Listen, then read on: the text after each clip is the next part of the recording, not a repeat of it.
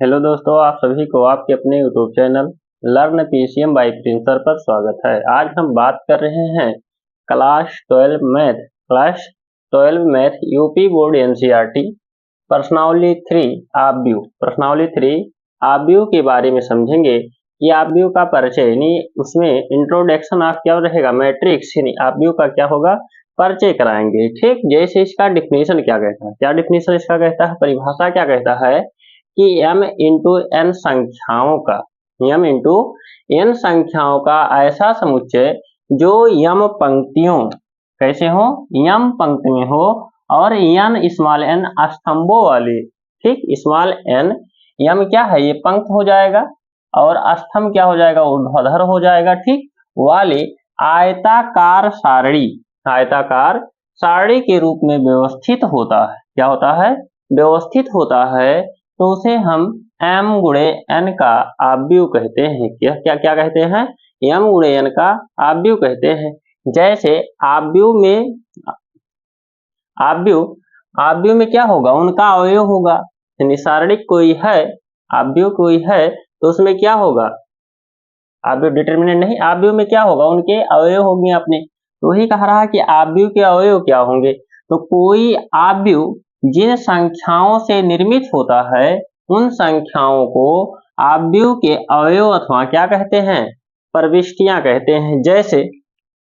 जैसे कोई क्या है, ऑब्व्यू मैट्रिक्स है, क्या है, मैट्रिक्स है।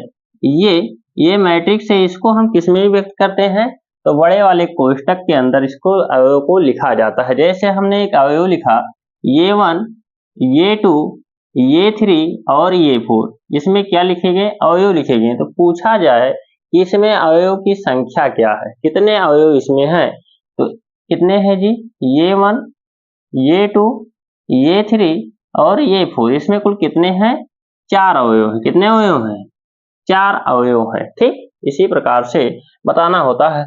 अब यह जो क्रम लिखा गया है, जो ऑब्व्यू को हम व्यक्त किए हैं उसका अपना क्या रहेगा, क्रम रहेगा। ठीक, तो यदि किसी ऑब्व्यू में m पंक्तियां तथा n स्तंभ है, कितने m पंक्तियां, ये इसकी क्या हो जाएंगी, पंक्त हो जाएंगी, और ये इसके क्या हो जाएंगे, स्तंभ। तो कितने स्तंभ और कितने पंक्त है, 2 स्तंभ और 2 पंक्त। ये क्या हो जाएगा, स्तंभ क्या हो जाएंगी, पंक्त हो जाएंगी, रो हो जाएगा। ठीक, कितने रो है, 1 और 1 2, और ये इसके क्या है, ऊर्ध्वाधर जो होता है उसे क्या कहते हैं, स्तंभ कहते हैं। ठीक, तो ये क्या हो जाएगा, उसका कोट क्या हो जाएगा, क्रम हो जाएगा। यदि किसी ऑब्व्यू में m पंक्तियां तथा n स्तंभ हो तो उसे m गुणे n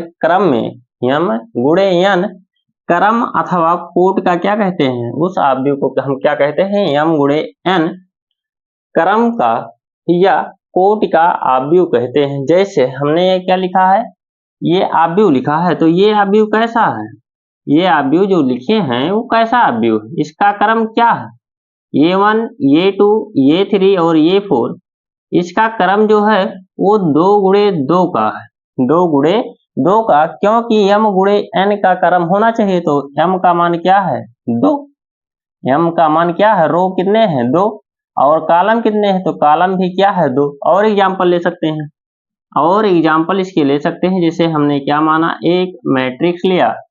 ठीक, ये1 ये2 ये3 ये4 ये5 ये6। ठीक, ये हमने क्या माना, एक मैट्रिक्स माना। पूछा जाए कि इसका कोट क्या है, तो कितने रो है जी, 1 2 3 रो है। तो 3 गुणे पहले रो को लिखते हैं, फिर कॉलम को लिखते हैं। और कितने कॉलम हैं, 1 और 1 2, तो 3 गुणे 2 का यह क्या कहलाएगा, मैट्रिक्स कहलाएगा। क्या कहलाएगा, मैट्रिक्स कहलाएगा। ठीक, अब मान लेते हैं इसमें पूछे कि इसमें पंक्तियों की संख्या क्या है, क्या पूछे, पंक्तियों की संख्या पूछे। हो सकता है पेपर में आपसे क्या पूछ ले, पंक्तियों की संख्या पूछ ले, वैसे तो पूछेगा नहीं, बहुत छोटा है। तो पंक्तियों की संख्या को किससे व्यक्त करते हैं, स्मॉल m से। ठीक, और इसमें संख्या कितना है, तो 3। इसी प्रकार से स्तंभों की संख्या क्या हो जाएगा, 2 हो जाएगा। क्या हो जाएगा, स्तंभों की संख्या 2 हो जाएगा। यदि कहे कि इसमें कुल अवयवों की संख्या, क्या पूछे, अवयवों की कुल संख्या कितना है, कुल कितने इसमें एलिमेंट रखे गए हैं, कितने अवयव रखे गए हैं, तो क्या होता है यम गुणे यन। यम मतलब क्या है 3 गुणे 2 बराबर अवयव की संख्या कितने हो जाएंगे 6 हो जाएंगे। कितने हो जाएंगे 6 हो जाएंगे। तो इसी प्रकार से आपका क्या निकालना होता है अवयव की संख्या पूछ सकता है, अवयव की संख्या पूछ सकता है, तो इसे नोट कर सकते हैं।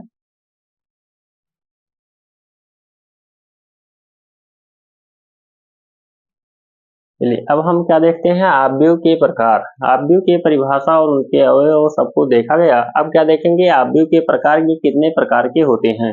तो पहला क्या है क्षैतिज आव्यूह। क्या है क्षैतिज आव्यूह। क्षैतिज आव्यूह क्या होता है तो ऐसा आव्यूह जिसमें पंक्तियों की संख्या स्तंभों की संख्या से क्या होती है कम होती है। क्या होती है कम होती है, क्षैतिज आव्यूह कहलाता है। जैसे एग्जाम्पल में हमने एक आव्यूह लिया, ठीक, क्या होती हूँ स्तंभों की संख्या से कम होती हूँ, यानी ये1 ये2 ये3 ये4 ये5 ये6, ठीक। इसमें कितने स्तंभ हैं तो 3 स्तंभ हैं और 2 पंक्त हैं। तो 2 गुणे 3 का यह क्या कहलाएगा 2 गुणे 3 कूट का यह क्या कहलाएगा मैट्रिक्स कहलाएगा, ठीक, आव्यूह कहलाएगा। इसमें पंक्तियों की संख्या 2 है और स्तंभों की संख्या कितने हैं 3 है। कितने हैं 3 है। तो वही तो कह रहा है हमारा डिफिनीशन कि जिसमें पंक्तियों की संख्या स्तंभों की संख्या से क्या हो कम हो, ठीक। तो हमारा क्या कहलाएगा क्षैतिज आव्यूह कहलाएगा। क्या कहलाएगा क्षैतिज आव्यूह। ऊर्ध्वाधर आव्यूह किसे कहते हैं, ठीक। तो ऐसा आव्यूह जिसमें पंक्तियों की संख्या स्तंभों की संख्या से क्या हो अधिक हो। क्या हो अधिक हो। एग्जाम्पल में लेते हैं एग्जाम्पल, ठीक, क्या हो जाएगा इसमें क्या है स्तंभों की संख्या क्या करना है कम करना है। तो ये1 ये2 ये3 ये4 ये5 ये6 और यह कितने कोट का हो जाएगा तो 3 गुणे 2 का हो जाएगा। कितने कोट का हो जाएगा 3 गुणे 2 कोट का हो जाएगा, ठीक। क्या कहा था कि जिसमें पंक्तियों की संख्या स्तंभों की संख्या से क्या हो अधिक हो। तो पंक्तियों की संख्या ये क्या है पंक्त है और ये क्या है स्तंभ, तो स्तंभ से ज्यादा है ना पंक्त, ठीक। तो वो क्या कहलाएगा ऊर्ध्वाधर आव्यूह कहलाएगा। वर्ग आव्यूह कैसे कहते हैं ऐसा आव्यूह जिसमें पंक्तियों की संख्या स्तंभों की संख्या के बराबर होता है, ठीक। तो वह क्या कहलाता है वर्ग आव्यूह कहलाता है। एग्जाम्पल कोई वर्ग आव्यूह क्या रहेगा ये1 ये2 ये3 ये4 ये वर्ग आव्यूह है। इसका कूट क्या है 2 गुणे 2 2 गुणे 2, यानी कहने का मतलब ऐसा आव्यूह जिसके यम गुणे यन क्या हो, जहां यम और यन क्या हो बराबर हो, दोनों क्या हो बराबर हो, ठीक, दोनों क्या हो बराबर हो, दोनों क्या हो बराबर हो, यानी यम और यन क्या हो उनका कोट क्या हो सदैव बराबर होता है। क्या कहलाता है वर्ग आव्यूह कहलाता है। क्या कहलाता है वर्ग आव्यूह। पंक्त आव्यूह किसे कहते हैं या पंक्ति सदिश किसे कहते हैं तो ऐसा आव्यूह जिसमें केवल पंक्तियों की संख्या क्या हो एक पंक्त हो। कितने पंक्त हो एक पंक्त हो। तो इसका एग्जाम्पल क्या हो जाएगा जी, इसका एग्जाम्पल हो जाएगा ये1 ये2 ये3 ये4। ये एक पंक्त है, क्या है एक ही पंक्त है, एक ही पंक्त है। अगर देखा जाए तो यह 1 गुणे 4 कोट में लिखा गया है, यानी पंक्तियों की संख्या कितना है 1 और ऊर्ध्वाधर, ठीक, स्तंभों की संख्या कितना है तो स्तंभों की संख्या कितना है 4 है। कितना है 4 है। क्या कहा स्तंभ आव्यूह अथवा स्तंभ सदिश किसे कहते हैं तो जिसमें क्या हो केवल एक ही स्तंभ हो। क्या हो एक ही स्तंभ हो। तो एक ही स्तंभ मतलब ये1 ये2 ये3 जब इस प्रकार से व्यक्त किए गए, जब इस प्रकार से आव्यूह को व्यक्त किया गया हो, यह कितने कोट का है जी तो इसकी कोट की बात करते हैं तो 3 गुणे 1, यानी 3 इसमें क्या है पंक्त है और 1 इसमें क्या है स्तंभ है। तो यह क्या कहलाएगा 3 गुणे 1 कोट का आव्यूह कहलाएगा। और यह आव्यूह कैसा होगा एक स्तंभ आव्यूह होगा। कैसा होगा स्तंभ आव्यूह होगा।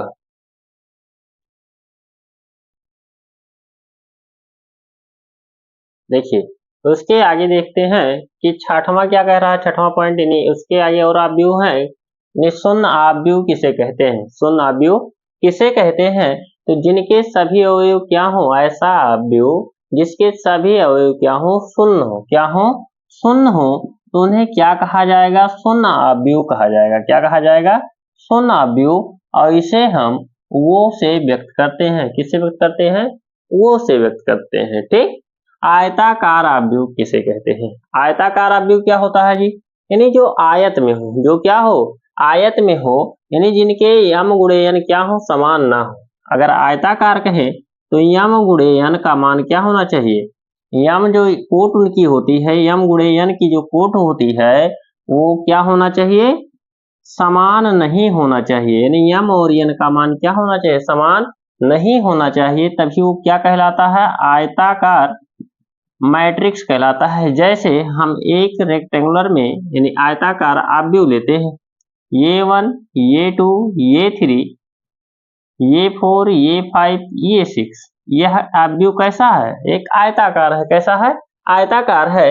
इनकी कोट क्या है जी, तो 2 गुणे 3 है, क्या है, 2 गुणे 3 कोट में है, यानी यम और यन के जो मान है वो बराबर नहीं है, इनके कोट क्या है, बराबर नहीं है, तो इसे क्या कहते हैं, आयताकार आव्यूह कहते हैं, ठीक। इकाई आव्यूह किसे कहते हैं, इकाई आव्यूह किसे कहते हैं, तो इकाई आव्यूह में जिसका क्या होता है, डायगोनल सिर्फ यूनिट होता है, यानी इकाई एक होते हैं, ठीक।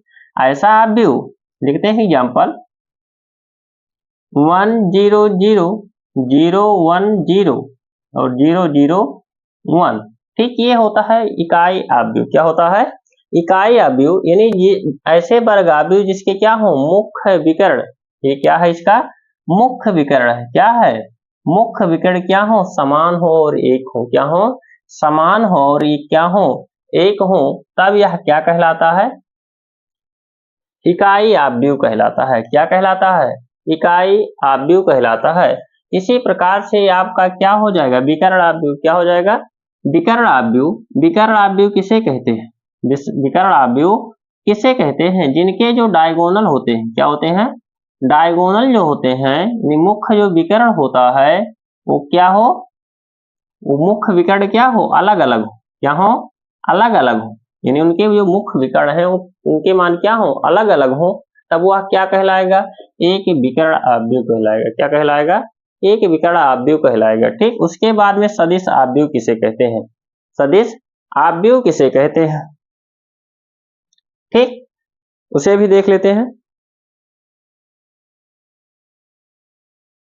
तो सदिश आव्यूह किसे कहते हैं, यानी ऐसा विकर्ण आव्यूह, ऐसा विकर्ण आव्यूह जिसके सभी मान क्या हो, जिसके सभी मान विकर्ण मुख्य विकर्ण क्या हो, समान हो, क्या हो, मुख्य विकर्ण समान हो, जैसे 2 2 2 और सारे अवयव क्या हो, 0 हो, क्या हो, 0 हो, तो यह क्या कहलाएगा, अदिश वेक्टर अदिश आव्यूह कहलाएगा, क्या कहलाएगा, अदिश आव्यूह। इसके मुख्य जो विकर्ण है वो क्या है, समान है, लेकिन यूनिट एक नहीं है, यूनिट एक नहीं है।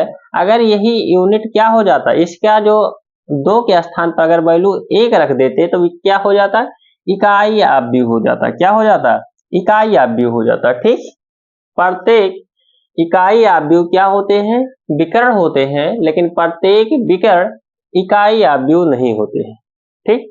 कहने का मतलब है कि जितने सारे इकाई आव्यूह हैं वो विकर्ण आव्यूह तो कहलाते हैं, लेकिन सारे विकर्ण आव्यूह इकाई आव्यूह नहीं कहलाते हैं, ठीक है, नोट कर लीजिए।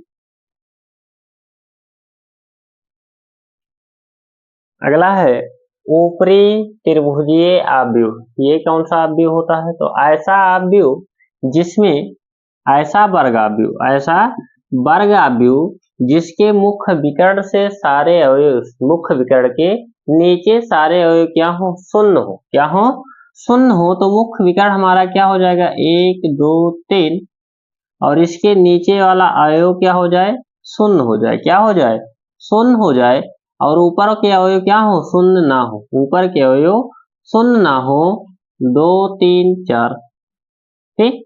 तो यह आव्यूह क्या कहलाएगा, ऊपरी त्रिभुजीय आव्यूह कहलाएगा। ऐसा वर्ग आव्यूह जिसके क्या हूं, मुख्य विकर्ण के नीचे के अवयव क्या हो, शून्य हो, क्या हो, शून्य हो, और ऊपर के अवयव शून्य ना हो, मुख्य विकर्ण के ऊपर के अवयव शून्य ना हो, तो वह मैट्रिक्स क्या कहलाएगा, ऊपरी त्रिभुजीय आव्यूह कहलाएगा। ठीक, उसका विपरीत निम्न त्रिभुजीय आव्यूह किसे कहते हैं? तो ऐसा आव्यूह जिसके मुख्य विकर्ण से ऊपर, ये इसका क्या हो जाएगा, मुख्य विकर्ण से ऊपर सारे अवयव क्या हो, जीरो हो, क्या हो, जीरो हो, सारे अवयव क्या हो, जीरो हो, तब यह क्या कहलाएगा, यह मुख्य विकर्ण क्या कहलाएगा, मुख्य विकर्ण से ऊपर के सारे अवयव क्या हो, जीरो हो, ऊपर क्या हो, इसमें ऊपर जीरो हो, इसमें मुख्य विकर्ण से नीचे जीरो हो, तो यह क्या कहलाएगा, निम्न त्रिभुजीय आव्यूह कहलाएगा। यह क्या है, सममित क्या होता है, सममित आव्यूह क्या होते हैं? तो यह किसका, आव्यूह का परिवर्त है, क्या है, आव्यूह का परिवर्त है। आव्यूह का परिवर्त किसे कहते हैं? तो ये इसको ये पे पावर टी से या ये पर डैश यानी ये कॉम्प्लीमेंट समुच्चय के अकॉर्डिंग कह सकते हैं। ठीक, यानी ये जो चिन्ह लगा है क्या है, ये डैश या ये का परिवर्त, ये का परिवर्त क्या होता है, तो रो को कॉलम में और कॉलम को क्या होता है, रो में चेंज करना होता है। ठीक, तो इस पर बातें हम एक्सरसाइज में करेंगे, बस हमें समझना है कि सममित आव्यूह क्या होता है। यानी ऐसा आव्यूह जिसका परिवर्त करने पर सेम मैट्रिक्स प्राप्त हो जाती है। कोई मैट्रिक्स है, उसका परिवर्त कर रहे, कोई मैट्रिक्स ये है, उसका परिवर्त कर रहे हैं, फिर भी वही मैट्रिक्स प्राप्त होती है, तो वह मैट्रिक्स क्या कहलाएगा, सममित मैट्रिक्स कहलाएगा। विषम सममित यानी इसका ट्रांसपोज करेंगे, परिवर्त करेंगे, तो क्या आएगा, माइनस ये आएगा, क्या आएगा, माइनस ये, तो यह गुणधर्म किसका हो जाएगा, परिवर्त आव्यूह का हो जाएगा। लेकिन यह भी एक प्रकार का क्या है, विषम सममित आव्यूह है। यह क्या है, एक प्रकार का सममित आव्यूह है, इसे सिमेट्रिक, इसे स्कियोसिमेट्रिक मैट्रिक्स कहते हैं। ठीक, तो यहां तक आपका क्या हो गया, आव्यूह का प्रकार हो गया, क्या हो गया, आव्यूह के प्रकार भी बहुत सारे प्रकार है, जैसे ट्रेस मैट्रिक्स क्या होता है। ठीक, बहुत सारे मैट्रिक्स है, तो सिलेबस के अकॉर्डिंग इतना आपको जानना जरूरी था। तो यहाँ तक अगर वीडियो पसंद आया हो तो लाइक शेयर सब्सक्राइब जरूर कीजिएगा। धन्यवाद।